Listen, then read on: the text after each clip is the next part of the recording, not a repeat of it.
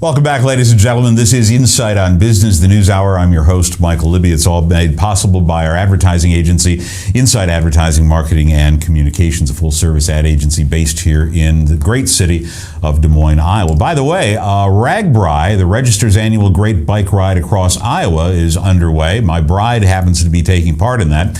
They left yesterday from Council Bluffs and ended up in Harlan, Iowa. And for today is an 80-mile trek from Harlan, Iowa to Perry, and then tomorrow from Perry to Des Moines. The first time that RAGBRAI has visited the city of Des Moines, I think, since 1997. So about 10,000 registered riders and probably another 8,000 to 10,000 tag-alongs.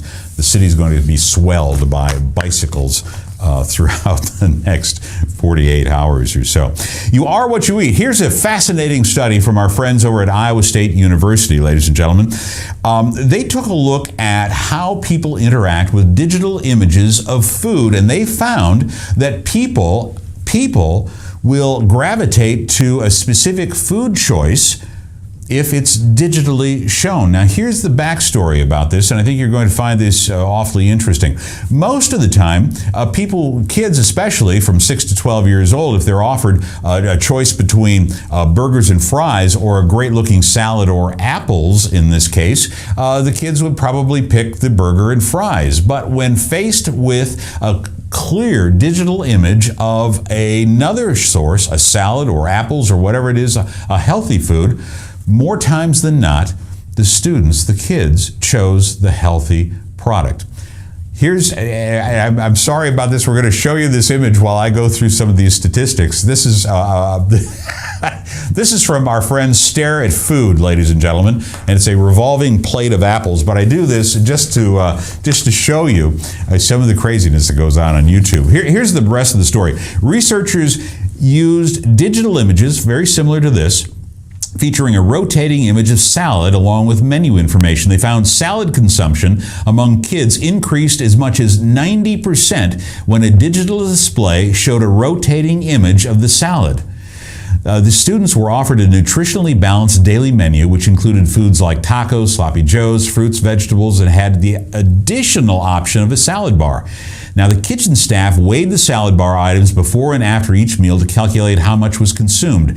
The digital sign had the greatest appeal, get this, among boys at the camp who were 50 to 70% more likely to serve themselves lettuce, cucumbers, tomatoes, carrots when the digital display showcasing a vivid picture of a salad was presented to them. The results from the study mirror what researchers discovered in the lab. When given the choice between a still photo of a particular product or rotating images, participants in the lab opted for the rotating menu items.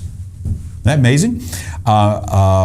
The more vivid the image, now here, this is from the study, the more vivid the image in terms of movement, color, and accuracy of representation, the more realistic and the more it's going to simulate or stimulate a response to it.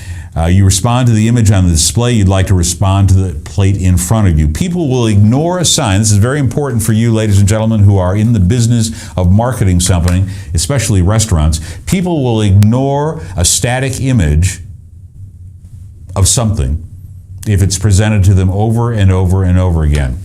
When you replace that image with movement of a highly produced digital display, consumers will gravitate toward that as a menu choice. And it works in other areas as well. Consider clothing. Consider all kinds of options where you have in-store displays that are actually high represented digital images in motion. Something for marketers, something for your business to take into consideration when you're planning your next in-store display. When we come back, Iowa Distilling Company, ladies and gentlemen, we're going to be talking about what else on this show other than moonshine in Iowa and coming Iowa. It's known now for more than just the home of United States Senator Tom Harkin. Now it's the home of the Iowa Distilling Company.